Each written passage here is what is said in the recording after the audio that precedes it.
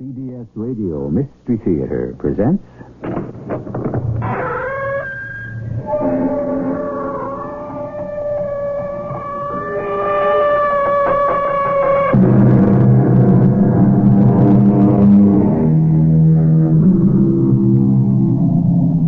Come in. Welcome. I'm E.G. Marshall. Who can undo what time has done? Who can win back the wind? Renew the redness of a last year's rose, or dig the sunken sunset from the deep. Time has an inexorable way of going on, no matter how hard we may try to stop it. And it keeps on unwinding at its own relentless pace, no matter how much we may wish it were yesterday, or tomorrow. When can I get out of this hospital, Doctor? Soon, maybe. It's just a tiny wound. The enemy bullet just grazed the back of my head, just brushed by right here. Soldier, have you any idea how it happened that in the midst of battle you got hit by an enemy bullet in the back of your head?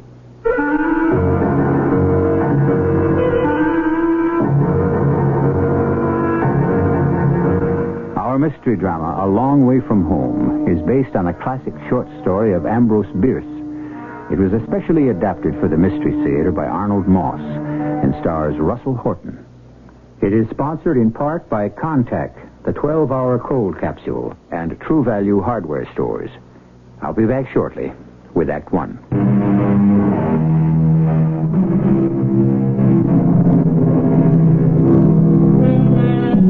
It's a warm spring day in the year 1927 in a little town in central Tennessee about 30 miles from Nashville.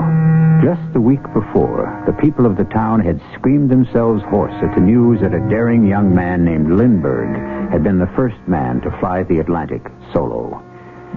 Today they are gathered to celebrate another event, one that took place over 65 years ago on this very soil. As those years slowly unrolled, something had happened to one man whose life had been curiously interwoven with the events taking place today. Our story starts in Ohio, back in the warm autumn days of 1862. Two young men drift lazily in a small rowboat, fishing poles dangling from their hands. Sam, why don't you stop playing that fool mouth organ of yours and do some serious fishing? Now, how can you expect to be catching anything laying there on your back in the front of the boat while you go on playing that dang thing? It's beyond my understanding. I'm fishing with my right hand and making music with my left. One don't interfere with the other. Music? Now, all you're doing is scaring off what few fish may be swimming in this lake. Or maybe charming them to come up and take a good look at the unusual young fella that's creating all them beautiful sounds. I don't see that you charmed too many so far, Sam. Just one little bitty pike you should by rights have thrown back. And I don't see that you've done even as well. Well, maybe if you laid off what you call your music, I might. You want some tobacco for your pipe? Wouldn't mind. Light up your pipe and enjoy it while you can. With this war going on, that's the end of any tobacco we'll be getting from Virginia for a long time. This war, it's been going on for over a year now. We got to get into it, Sam. You know that. Yeah, I've been thinking the same. We're almost old enough. Anyway, we look old enough. We're healthy enough, and old Abe Lincoln says he needs us. Yeah, he's still putting out his call for volunteers. I've been thinking of the Ohio 41st. Me too. I was thinking of going down to the recruiting place tomorrow morning to enlist. Funny. So was I.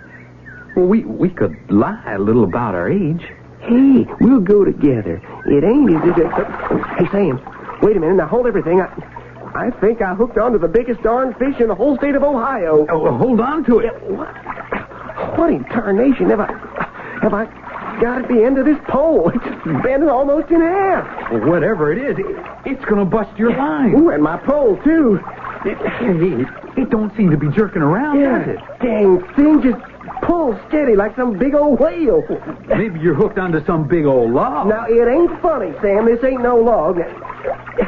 Oh, wait. It's coming. Now, you get ready. When I get to the surface, just you catch it with your knife. Unhook the blade. I'm ready. Now, once it's in the boat, whack it over the head with... Here it comes, Sam.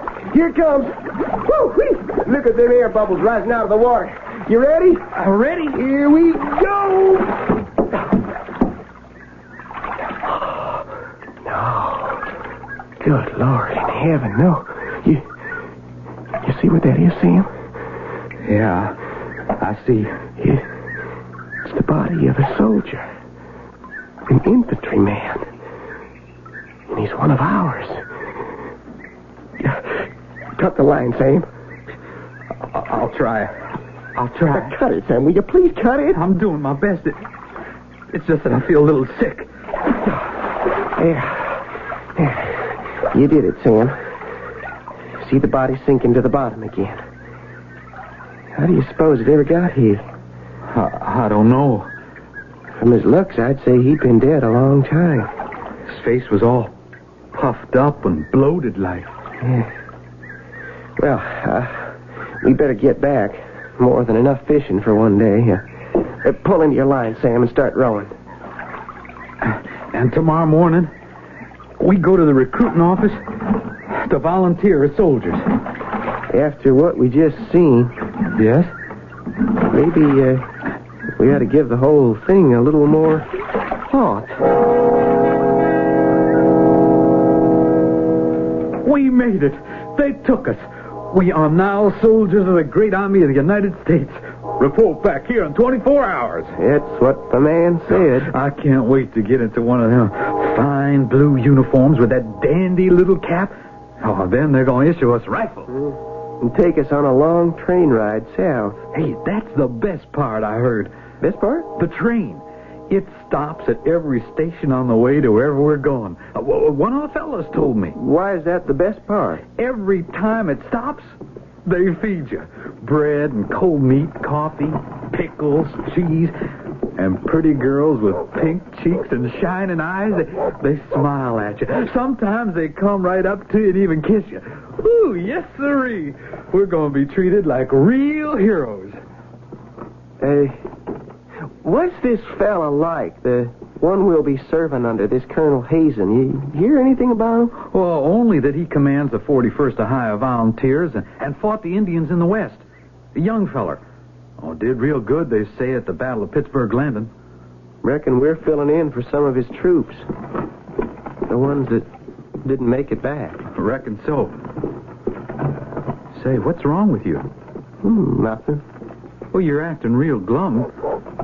Like you wasn't so pleased about being accepted. No, I'm glad we done what we done. You still got the body of that soldier we fished up yesterday on your mind, ain't you? No, I ain't. Hey, it could happen to anybody. Me, you. But then again, the fella running next to you could drop with a couple of ounces of lead in his belly and nothing ever touch you. Once we actually get into battle, what do you think it'll be like, Sam? Hard to say. Think you'll be scared? Coming under enemy fire? Hard to say. Maybe. Well, then what? Well, seems like I'd have one of three choices. I either go forward without being touched, or I get hit in the fall, Or what? Nah, I don't think I could ever do that. Do what, Sam? Turn around and run. Run in the wrong direction. No, I just couldn't do that. How do you know you couldn't, Sam? How can you be sure?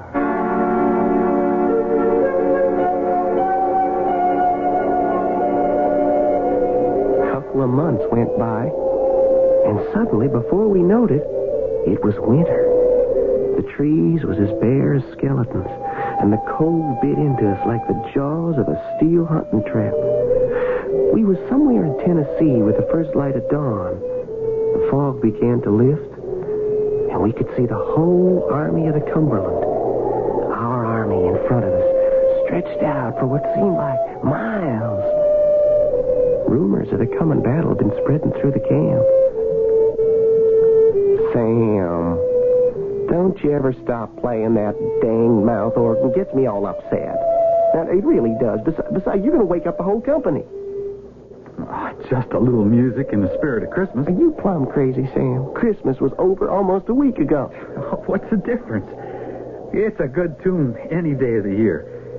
Even today, the last day of 1862. December 31st. Say, you sleep any last night? Not much. You? Me neither. Too excited, I reckon, about what could happen today. You know something, Sam? Laying down there in the grass, the night was so still, I could hear my heart a-beating.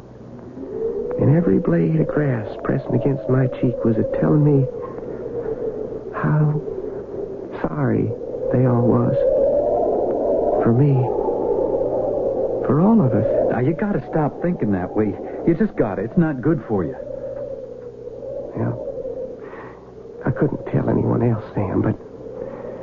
Well, I can tell you. I am scared. Real scared. Well, now, I'll tell you something. What's that? So am I. Scared right down to my bones. That's why I keep on playing this here mouth organ. To keep up my spirits. And I'll tell you something else. What's that?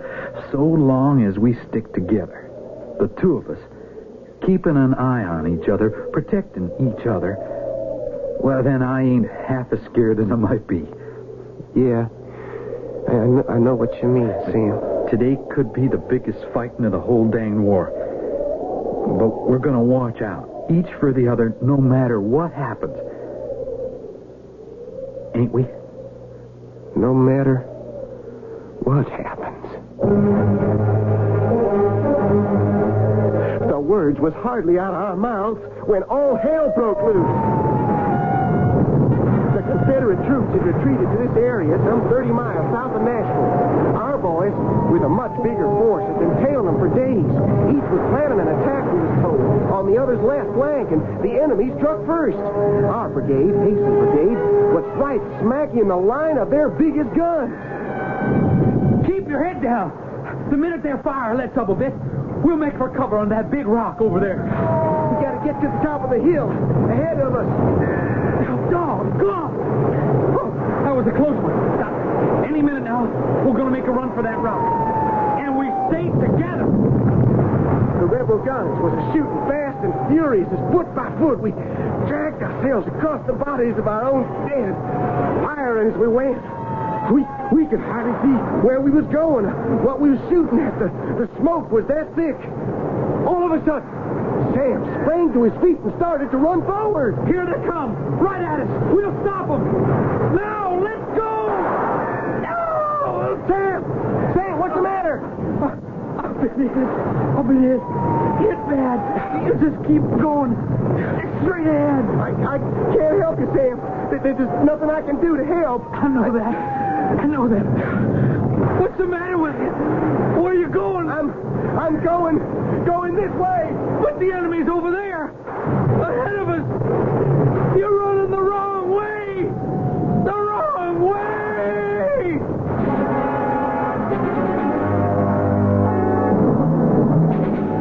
As his fatally wounded companion sinks helplessly to the ground, the young man ignores him, runs in a blistering sweat faster and faster back to his own lines. His eyeballs cracked like two hot stones. His lungs choke with the suffocating smoke of battle. How far can he go? Can anything slow down this panic of self-preservation? I'll be back shortly with Act 2. Have you ever stopped to think of the meaning of the word courage? Is it, for example, the extraordinary act of boldly pushing forward into the face of almost certain death?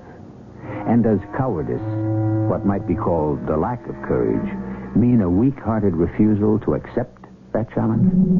There are some who think it takes a certain kind of courage just to be what others would call a coward, to act in a manner different from what's expected. As I ran from the enemy lines, the rest of our men were running toward us. A good many were dropping to the ground like so many sacks of flour. Some still moving and twisted in funny positions like they were dumped out of the sky. It was all I could do not to step on them. The more I ran, the more the shells kept whirling around me, exploding all over the place.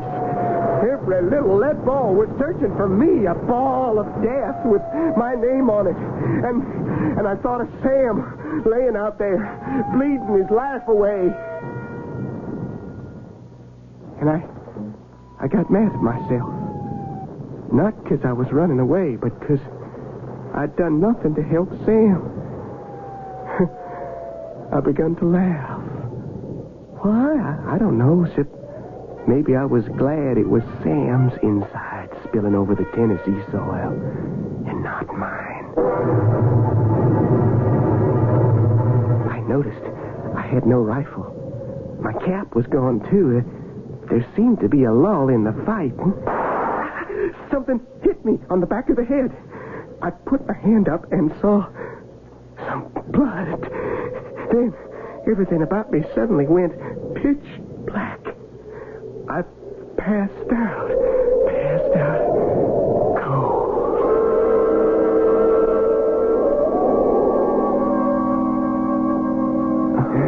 Hold still, young fella. Unless you want to lose an ear. Yeah. There we are. Who are you? What's going on here? The wound's beginning to close. The opening is healing very nicely. Well, where am I? Who are you? Major Armistead, surgeon, U.S. Army, in charge of this section. What section? This base hospital. Army hospital? Yeah, you're a very lucky young man. If that bullet had hit half an inch to the left or to the right, you wouldn't be here. What bullet, Major? The one that you got in the head during the fighting. But, we've taken good care of you. You're going to be all right. Was just a little wound, wasn't it, Major? I didn't feel no pain, just a little buzzing noise. Now, you get some rest, son. But I gotta get back as soon as I can. Of course, I understand. I gotta get back to my company. Mostly, I gotta see what happened to Sam. Sam? My best friend, he got hit real bad, I think. Well, you just lay back and take it easy. We're going to ask you a couple of questions. For the record. Yes, sir, Major.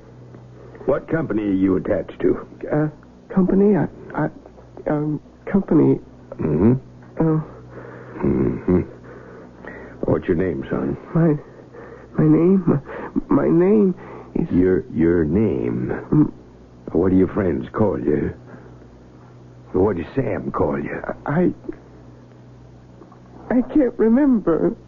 We try real hard. I can't remember. See? When can I get out of this here hospital, Major? Soon. Maybe. How soon? Can't quite say. Well, not yet. A bullet just grazed the back of my head. Just brushed by right here. Keep your hand away from your head and don't put your fingers on that bandage. One last question, soldier. And try to remember. Yes, sir? Have you any idea how it happened you got hit by an enemy bullet in the back of your head?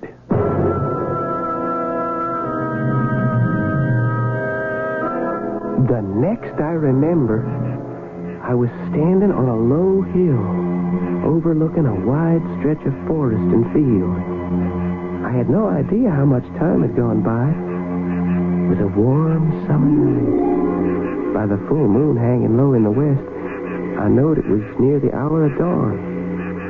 A light mist lay along the earth.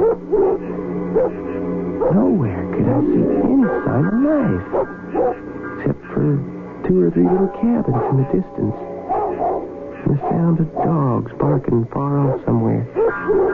I felt strange and a little lonely. Suddenly, a light blinked on in one of the cabins. I made my way toward it and knocked on the door. Open the door, please. I mean no harm. Who are you? What do you want? Just some information. Please open the door.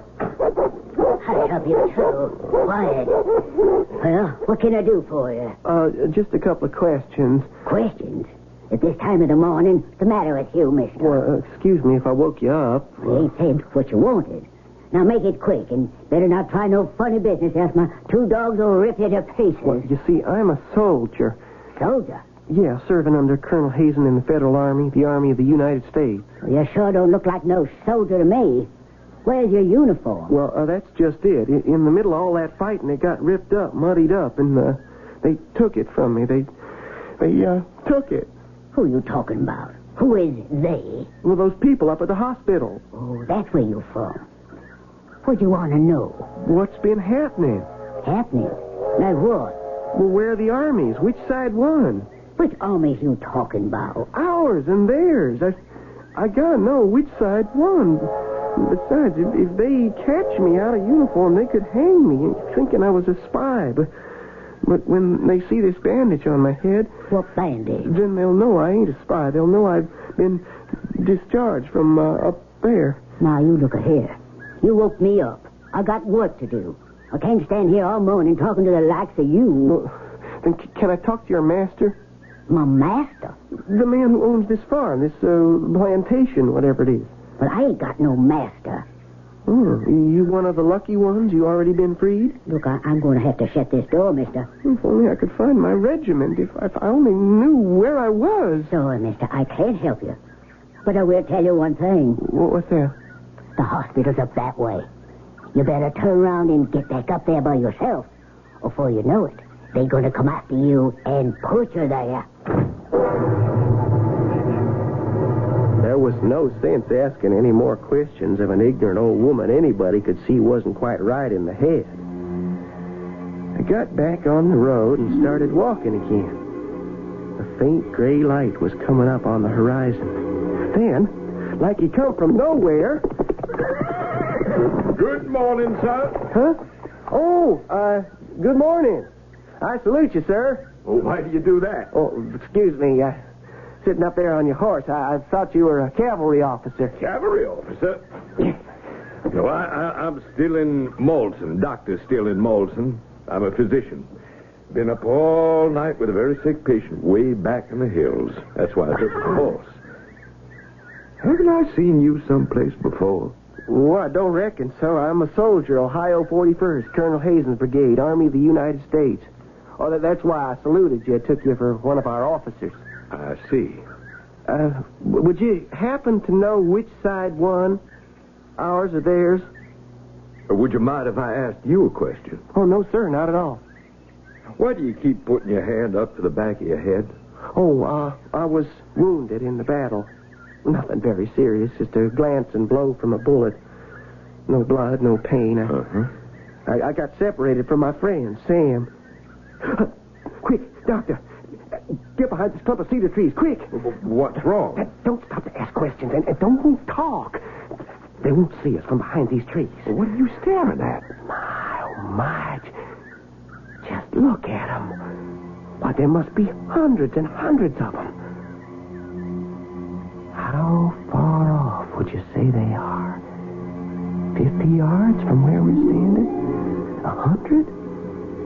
Just look at them horsemen coming along, riding in formation toward the north. And behind them, all them foot soldiers marching slowly in column, their rifles aslant on their shoulders, gleaming in the morning sun. And look there, follow them. The cannoneers, sitting stiffly with folded arms, sitting straight up on the seats of the two-wheeled caissons that are pulling the cannon. And do you notice something very peculiar? We don't hear a thing. There isn't the slightest sound of a voice, of a horse's hoof, of a wagon's wheel, nothing. There they are, all moving in absolute dead silence. Why is that? Talk to me, doctor. Say something. Well, what do you want me to say? Oh, thank the Lord I hear you. I hear you and I hear my own voice, for For a minute there, I thought I'd gone deaf.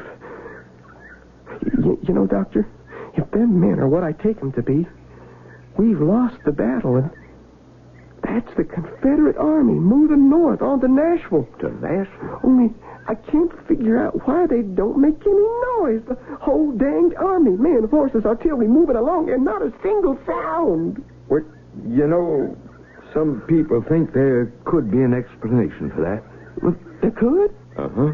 Something called acoustic shadows. What's that?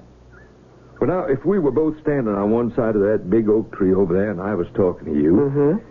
and as I kept on talking, I circled the tree, there would be a moment or two when I would be on the opposite side of that tree where you wouldn't hear me.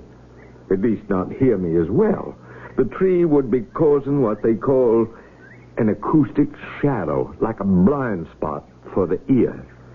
It may be you don't hear the sound of those troops because we're standing in the path of just such a shadow. You don't hear them either, do you? No, I do not. Look, they're just about passing out of sight. Yeah, that's the end of them. I think it's all right now to come out from behind these trees, don't you? Yeah, I better get out of here real fast.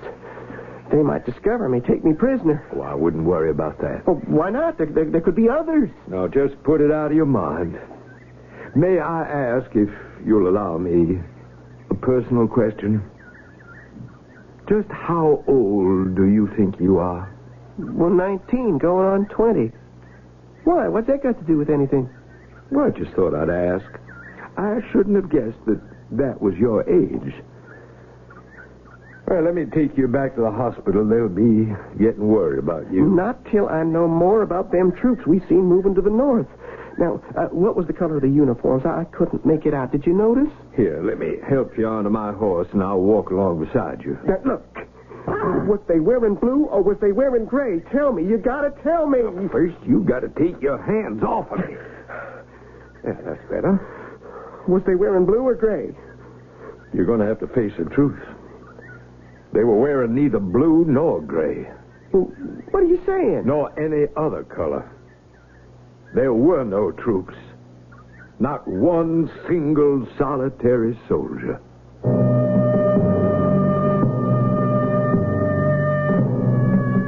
In the devastation that follows in the paths of war, one cannot begin to evaluate the extent of the destruction.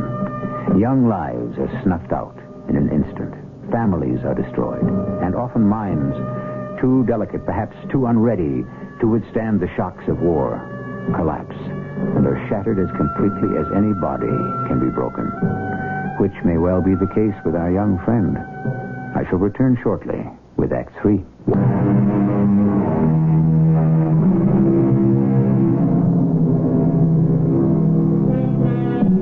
In the year 1862, a young man and his friend enlist as volunteers on the side of the North in our country's most devastating Civil War. In their first exposure to battle, the friend is fatally wounded. The young man runs away from the battlefield, receives a head wound for which he is treated at an army hospital. Sometime later, he finds himself wandering about the Tennessee countryside, trying to discover the whereabouts of his regiment. He meets a physician from whom he is trying to get this information. Let me take you back to the hospital. It's less than a mile from here. Well, why should I go back to the hospital? The head wound I got is all fixed. You were not discharged from the hospital, were you? Well, not exactly. You left on your own, didn't you? Sneaked out in the middle of the night? Am I right? Well, there wasn't no sense in my staying there any longer. Anyone on the staff see you go? Not a soul. You walked out of the hospital before, haven't you? You won't tell nobody? Oh, trust me. I'm only trying to help. Well, once before. I walked out once before, and if they send me back, I'll do it again. Yeah, but why? I'm sure they treat you very well up there. Because I got to rejoin my regiment. Can't you get that through your head? I've done something bad, and I got to get back. Most of all, I got to find Sam. Let me take you back to the hospital. Here, you get up on my horse. Get your hands off me. Now, don't you dare touch me. Now, come with me. We'll take good care of you. I got a good idea how you'll be taking care of me. You just better take care of yourself. Please. I don't even believe you're a doctor. No, I ain't going back to no hospital, and you, sir, for all I care, you can go straight to hell. I left him standing there, and I went on anxiously down the road. It was still early, but I begun to feel the rising heat of the coming day. Kept looking about me on all sides for some sign of my company, any sign of Colonel Hazen's brigade. In some curious way, the surroundings seemed familiar. But there was a funny kind of fuzziness over everything. Something else was odd. On every side of me was fields planted real neat and careful. Not a single sign of the battle, not the slightest mark of war. Coming up right behind me was a little buggy with a bright red fringe around the top of it, drawn by a chestnut mare stepping along real proud. Oh, a very pretty young lady, 19, 20. She was at the reins. Morning. Which way you headed? Can I give you a lift? I was going that way. Oh, toward town. I guess just about everybody's going to town today. Jump up here beside me. I'll give you a ride. Oh, I appreciate your kindness, ma'am. Here, let me give you a hand. No, I don't need no help, ma'am. Thank you just the same. Where are you from? Ohio. Ohio? You're a long way from home, aren't you? Reckon so. That's a real pretty dress you're wearing, miss. And a very becoming bonnet. Oh, you like them? Thank you. You don't think I'm being forward for saying so? Oh, not at all. I'm very pleased. My grandmother would be just as pleased to hear you say so. Your grandmother? Mm-hmm. You don't say. This is her dress.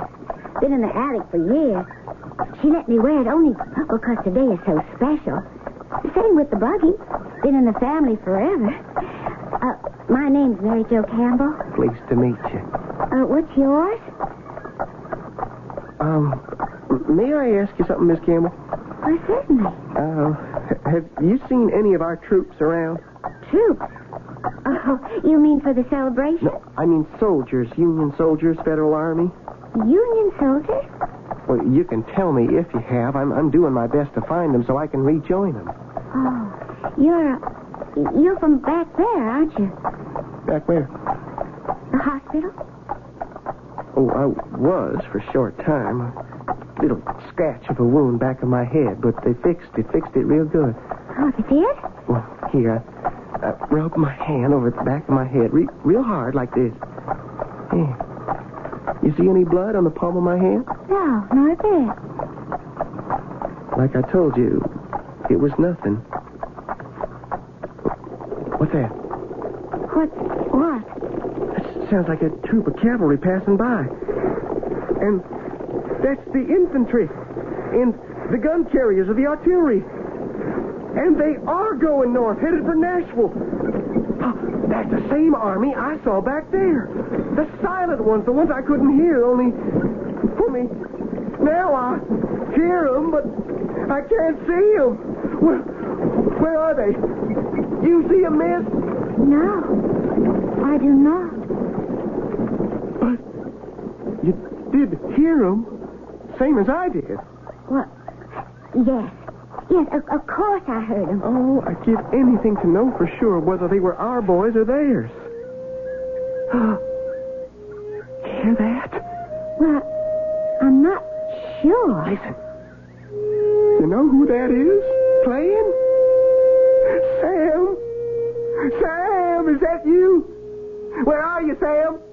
Fishing with my right hand, making music with my left. Where are you, Sam? Toss me some of that Virginia tobacco, will you?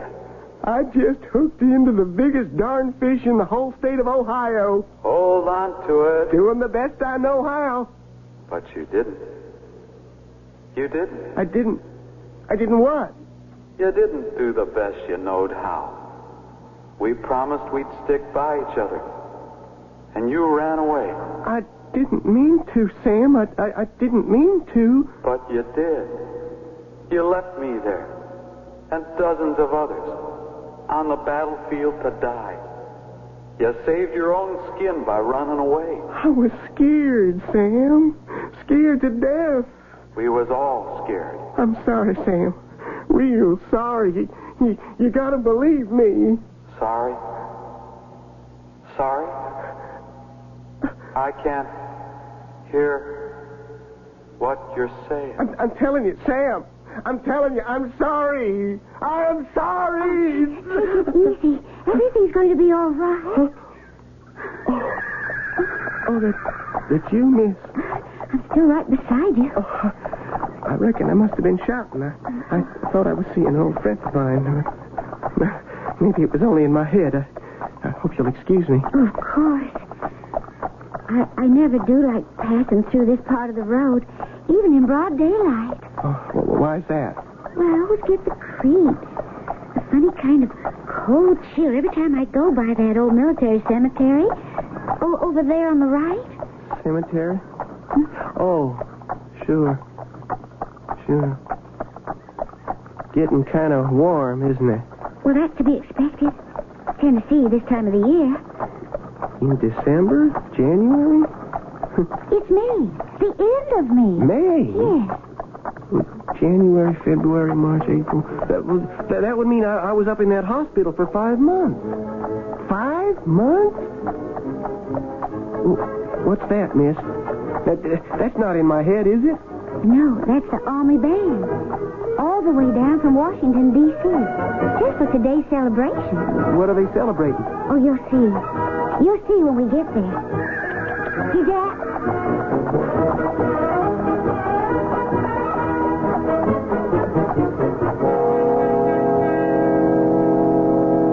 It is fitting and appropriate that today, of all days, we pause to pay tribute to the valiant men who gave their lives in the courageous defense of their country. Who is that man up there on the platform talking? That's the United States Senator. We can all be pleased, I know I am, that you good citizens have had the imagination to come here in the dress, in the costumes, with the horses and buggies of so many of our grandmothers and grandfathers. It adds the color of a joyous celebration to the solemnity of the day. What's he talking about? Costumes? Listen. But this is, after all, a day of dedication, of commemoration of the more than 20,000 soldiers of both sides, North and South, who gave the ultimate sacrifice, who spilled their life's blood here on these very sacred grounds. And so, in solemn memory of the gallant men who served on those 3 bloody days, December 31st, 1862, to January 2nd, 1863. I was there. I was one of them soldiers. He's talking. You must be quiet. By order of the Congress of the United States, I hereby dedicate these 345 acres as a national battlefield and a national cemetery.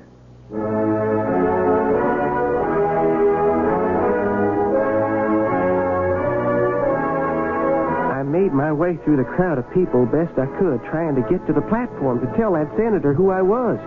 In my hurry to get there, I tripped and stumbled into a big pool of clear water left over from last night's rain. As I tried to get to my feet, I caught a glimpse of my face in the water. And what I saw filled me with horror. I was looking at the face of a very old man. The skin was like old brown wrapping paper. The hair was white, snow white. I raised a trembling hand to the back of my head, looked at the palm. No blood. How strange, I thought, that a little bullet that just grazed the skin and a couple of days in the hospital could do this awful thing to me.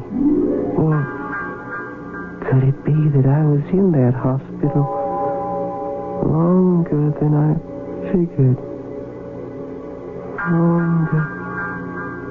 Much longer. I feel so sorry for him, Doctor. All the other Civil War veterans are gone. So far as we know, he was the last of them. Do they have any idea at the hospital how old he was? Well, this is 1927. The battle was on New Year's Day, 1863. That's over 64 years ago. If he was, say, 20 at the time of the battle, that would have made him about 84, 85. Do the hospital records show the nature of his battle wound? Well, we dug up the old records from the first hospital. He was admitted New Year's Day, 1863. A bullet had gone into a delicate part of his brain, too dangerous to remove. And so he lived all those years, 65 of them, all at the hospital, with a Confederate bullet sitting right there in his brain. By the way, Doctor, who was he? What was his name? We'll never know. No record of any name. Whoever he was, he either couldn't or wouldn't tell.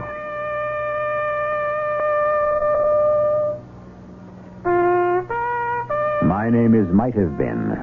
I'm also called No More, Too Late, Farewell. The body of the old man was placed among his comrades in arms, and he became another of the nameless dead that already rested under the sod and the dew, waiting for the judgment day. Love and tears for the blue, tears and love for the gray. I'll return in a moment.